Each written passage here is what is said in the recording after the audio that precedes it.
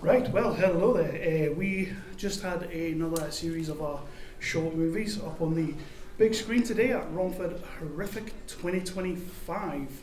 And I'm now joined by some of the crew and cast of the short movies that we just watched. Do me a favour, let's go down the line, tell me who you are and what project you had a part of, and yeah. I'm Dan Attrill. I was the writer / director of Dead to Me. I am Sixto. I was one of the two directors for 5 Turns. And I'm Sam, the other director of 5 Turns. I'm Andrew Dornan. I'm the writer and director of Is Someone There? I'm Keziah. I'm one of the writers of Carnis and also acted in it. I'm Callum. I'm the writer and director of Ingest. So before we get into these short movies that we just watched, I want to know where it all started for you guys.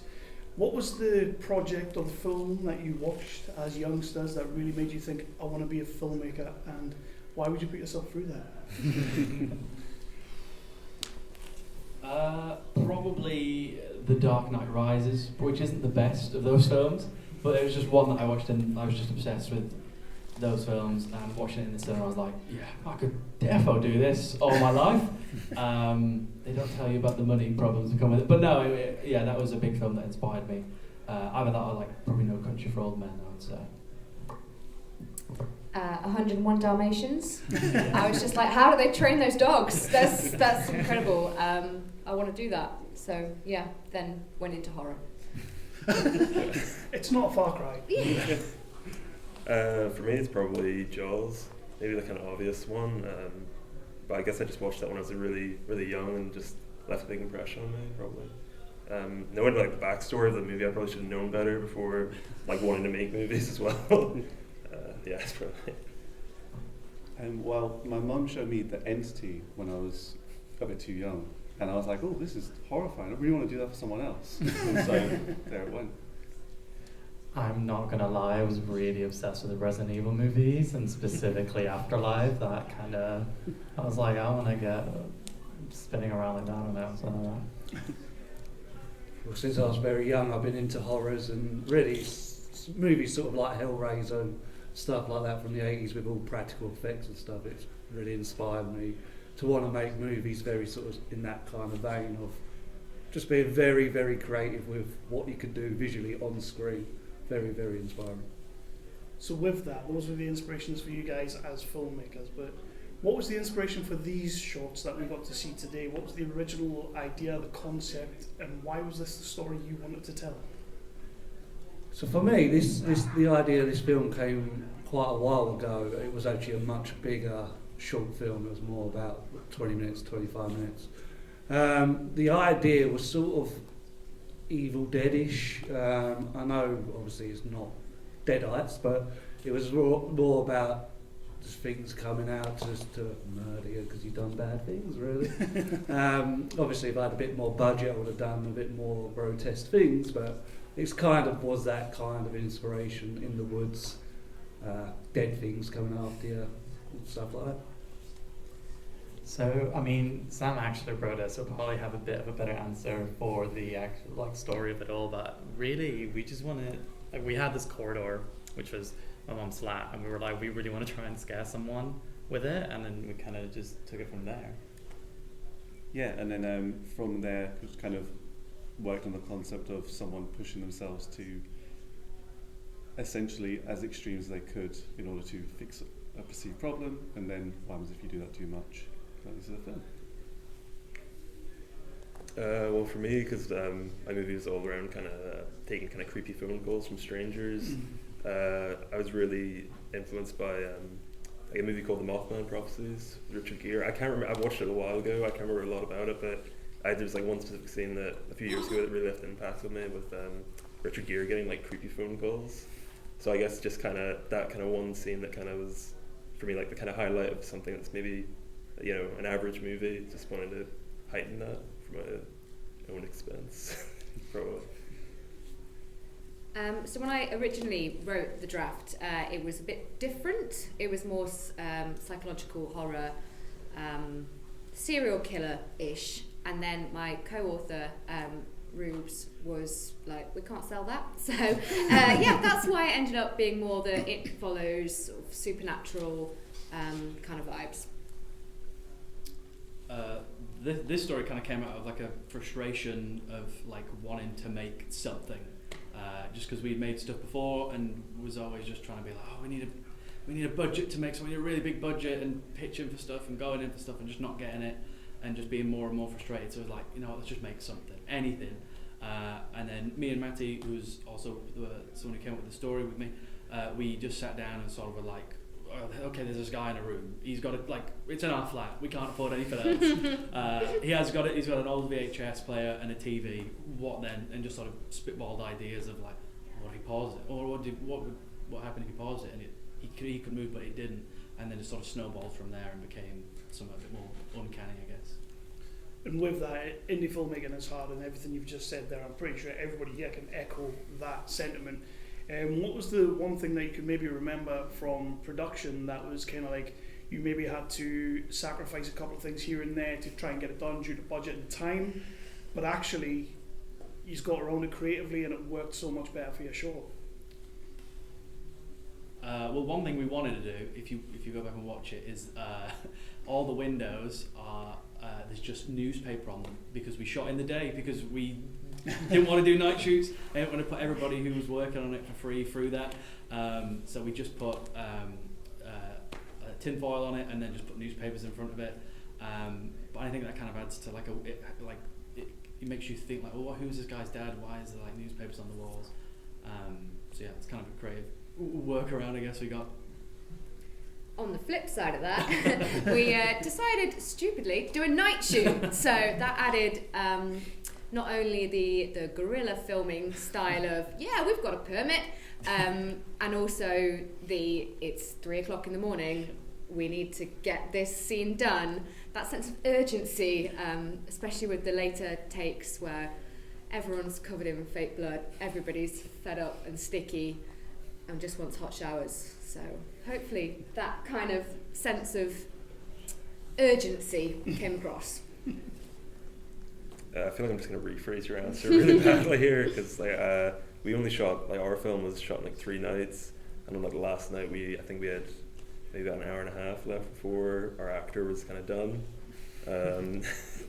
So we pretty much ended up having to really simplify our ending, but I think we ended up cutting out maybe 20 shots or something like that on our shot list, something really kind of scary, really.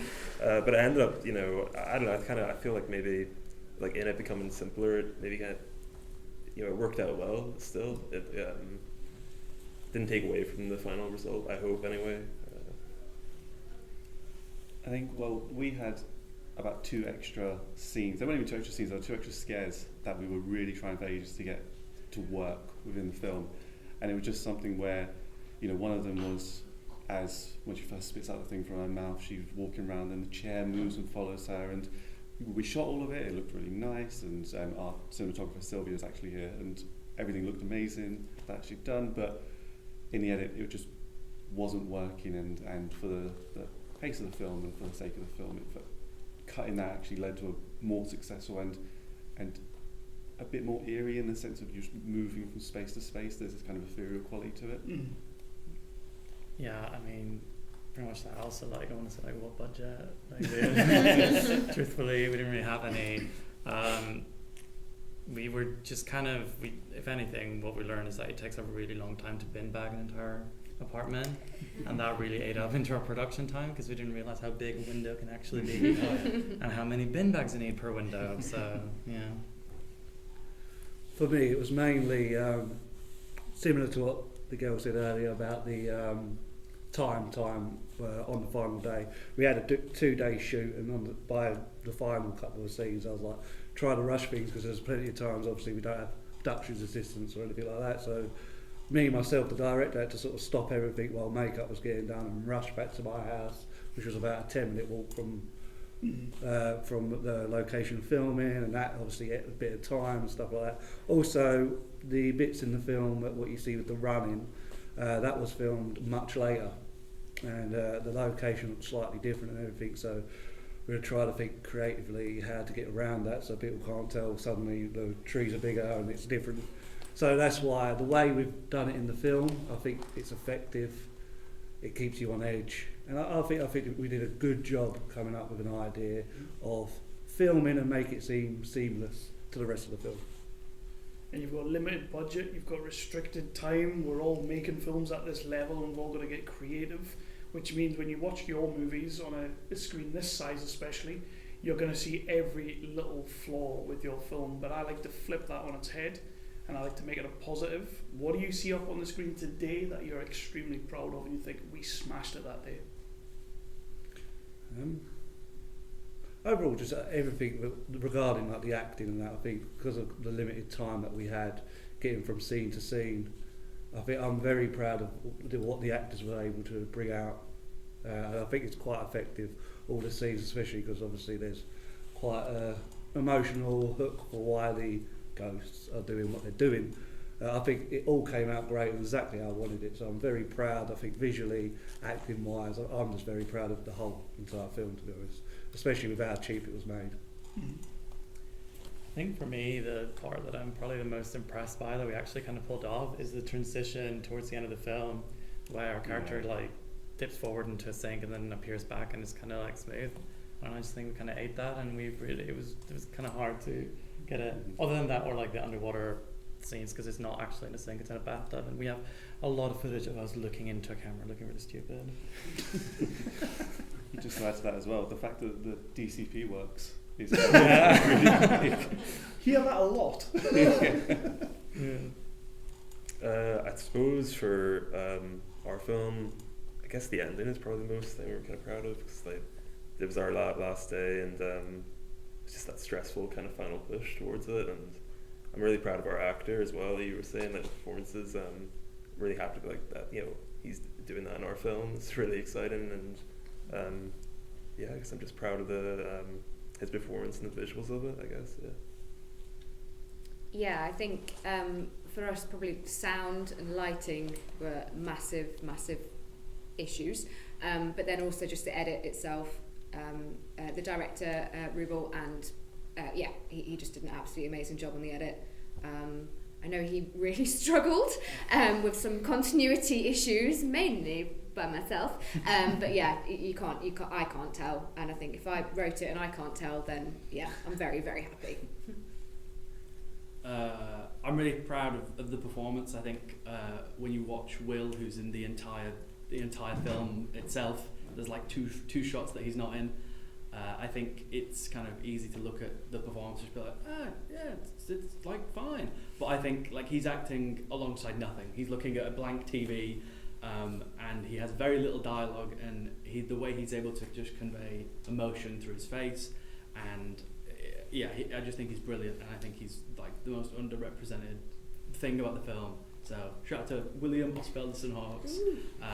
And I think the one other thing I'm really proud of is the sort of the wide establishing shot where you see him, the two shot of him in the TV where he first sort of discovers what's going on. We sacrificed a lot for that one shot, and that's why there's only one shot of it. But I'm really happy with that shot. So with that, you're really happy with your movies. Everybody's happy with your movies, and we're really happy to have seen them up on the screen today. And we talked about films that inspired us to get into filmmaking. If you could show this short movie to any filmmaker, creative, or someone that really inspires you in the industry for a little bit of feedback, who are you showing this short to? I would... David Lynch? You're not here anymore? Probably him, just because like the atmosphere and the whole like uncanny vibe and tone of the film was just inspired by like the music of Twin Peaks and all of his films. So I'd like some advice. I guess Tarantino. We worked pretty hard for that red light and like all that sort of stuff. So yeah, see what he thinks of it. I feel like I'm just stealing answers tonight, but yeah, I'd say like David Lynch as well, because like it's kind of, I guess that nightmarish kind of aesthetic he has with some of his films is big, like a huge influence for me, definitely. I think probably Prana Bailey Bond at the minute is kind of one of my favourite filmmakers, and yeah, I just think she does incredible stuff with what she's doing. I'd love to get an opinion on this as well. Just from the fact that we had, or attempted, I think succeeded to have a jump scare, I'd really love to see what James Wan has to say about it, because I've really studied the rhythm of his scares a lot, and kind of there's definitely a big influence of how we got it.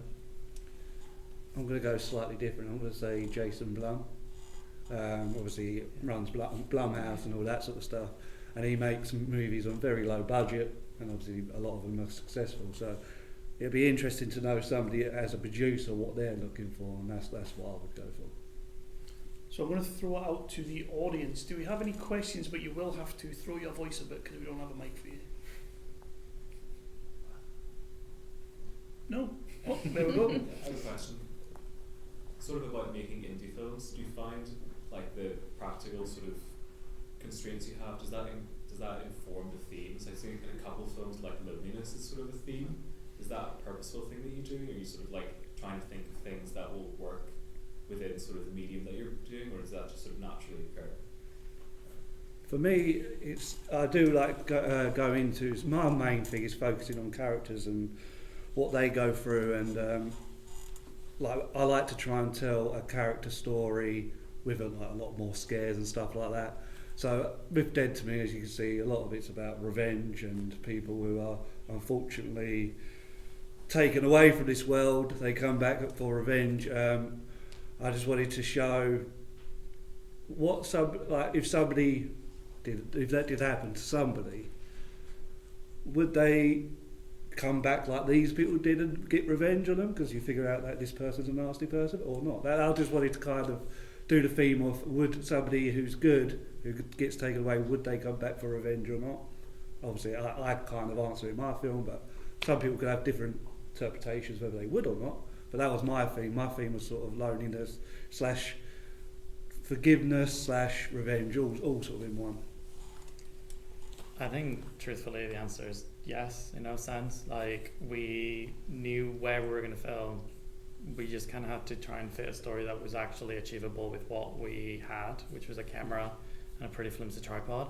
And so, like, that is, I think, why we end up having shorts with just the one character. Because it's just, I don't know, not to break the magic or illusion, I don't know if you guys feel the same way, but it's like, it is the logistics of it. Like, one actor is a lot easier to work with or convince to be in your film anyway than like 4 actors or something like that. And you just kind of make it what you want. Doesn't mean that there's the emotion that you want is not there, but it's starting point, isn't it? Yeah, no, I think certainly for filmmaking at this level, starting with location is kind of your key thing, because if you can secure that, then you can write the script kind of around your location. You know there aren't any constraints in that factor, and then to echo what Sixto said, working with one actor, or working with one actor and then get an actor to play someone else as well, is really, really useful. And I don't know about everyone else who kind of did the single character piece, but you find you're also pushing yourself as well with having just one actor. You're like, okay, how can I keep them the most compelling thing on the screen this entire time? Well, yeah, I think for sure you can work with limitations. Is probably the best way to go about it, especially as you were saying, like at this level. I also think like with these limitations, you can kind of get away with being kind of more abstract maybe and more kind of internal of a character, especially in like horror genre pieces. So I suppose definitely like working within limitations is for sure. Well, at least it helped me out. Kind of easy pathway maybe. Yeah, I think simplification is kind of the key. That having a great story and themes that you want to explore, and then thinking how can we do this as simply as possible with, maybe cutting a character and seeing if you can pull those aspects into a different character, or go, okay, do we really need 3 locations, or can we just do 2? That really helps. Can we just throw up a title screen and that will tell people everything they need to know. So yeah, having the big ideas and then realising, okay, now what can we do to hone it so that it is actually achievable, and then just do it. For me, it's a bit of a chicken and egg situation, where it's like I've made many films before, and they're all about loneliness, but I don't know whether that's because working in like the indie scene, or whether that's just because I'm drawn to those types of films. I think that's probably both. But then again, if I had like a big budget, I'd probably just make a film about loneliness anyway. But yeah, I agree with what everyone said. It's just like the location is a massive. It really informs what the story's about. If you have, I don't know, like an underground nuclear shelter, you're probably going to have maybe 2 or 3 characters in it. If you're going to have a bus station, there's going to be probably more characters. But it's just trying to find whatever themes are like necessary and important that you can sort of squeeze into that location, I would say. And with that, filmmaking takes a lot of effort, it takes a lot of work. A lot of people give up on even getting to that point, but you guys have made your movies and they're up on the screen today. Is there any one kind of myth out there that you maybe thought might stop you getting into filmmaking that actually today, for anybody wanting to get into the industry, you can debunk that myth? I don't know if I'm in the proper person to answer this question. I'm from Manchester, so like there's not really that much of a film scene up north, and so I just maybe it was an internal thing, or just growing up in like a working class environment, you keep being told like, oh, just get like a real job, or just don't, just lower your expectations. You're never gonna make it, or do whatever you want to do. But I think it's just being like, oh, I believe in myself, and just surrounding yourself with other people, like-minded people who want to make and do the same stuff that you want to do. And I'm very lucky and fortunate to have some of the best people in my entire life also just be my friends and collaborators on these films. So, yeah, I got very lucky as well with the group, with the team that I ended up working with. I had got scripts sat waiting for years and years and years, and then met somebody that went, yeah, let's do it. So yeah, I think you do kind of have to be in the right place at the right time and have the team around you, essentially. I definitely couldn't have done this on my own.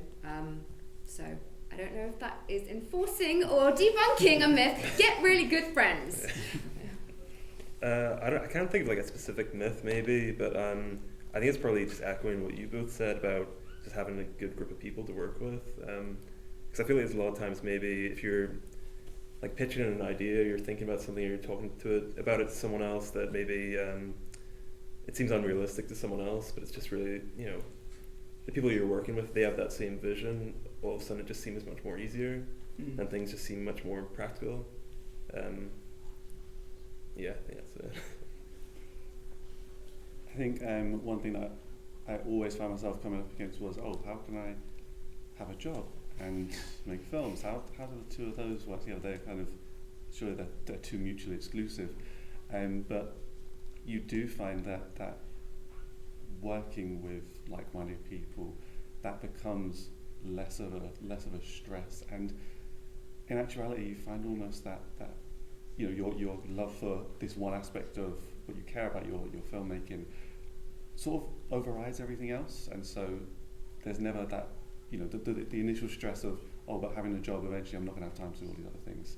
It's you eventually come to realize actually no, your filmmaking passion, your kind of goal with filmmaking, that informs everything else, and so the job you do and all these different things, those are aspects of your life which help inform the filmmaking that you will be doing. Yeah, I mean, mine was going to be like, if you think you need to quit everything you're doing or like not have a job, like let's be real, have a day job, that'll be really good for you when you start, and you have the time, like you always have the time. I think like we both have day jobs, and then you just make time, weekends, evenings, like whatever.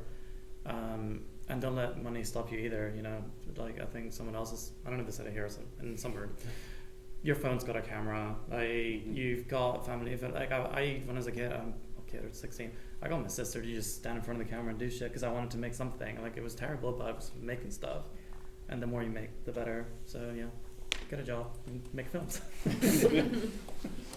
Yeah, just to echo everyone else, I agree with everyone that basically what we've proven today is you don't need a lot of money to make a film, and if you get yourself around the right people, and there's plenty of people out there as well willing to help, just get out there, reach out to people and try and make a film. Hopefully, I'm sure that you'll find a bunch of people that will want to help you with the film. There's a lot of people that are interested in getting into film.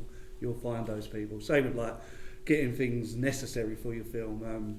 like me and Lewis, my co-producer, we've done plenty of films before, and it's just a matter of asking people, asking. If you want a location, look for similar locations that you want, and just ask. Some people will say yes, some people will say no. So really, yeah, money is the big myth. You can get something done. As you said, you've got cameras on your phone, everyone can get access to cameras now. It might not be the best the first time you do it, but every time you do it you learn. So money, needing a lot of money is the myth that I want to bust. So we're talking about learning, we've made our shorts, we've showed them up here today. This is a random question by the way, if you could remake any classic movie but you have to cast puppets, what movie would you remake? Saw. Oh, wow. I think it'd be fun to do gory deaths with puppets. I mean, I was literally going to say Saw. So, let's go with Hostel. I think 12 Angry Men. I had an answer in my head until you said puppets. I was thinking The Crew maybe, but I think even with puppets, maybe that could be pretty, I don't know, wild maybe. The Shining. Love it. There Will Be Blood. Oh wow. Well guys, thank you so much for submitting your movies to us. Thank you for letting us show them up on the big screen and accepting my ridiculous questions. Please do give everyone a round of applause.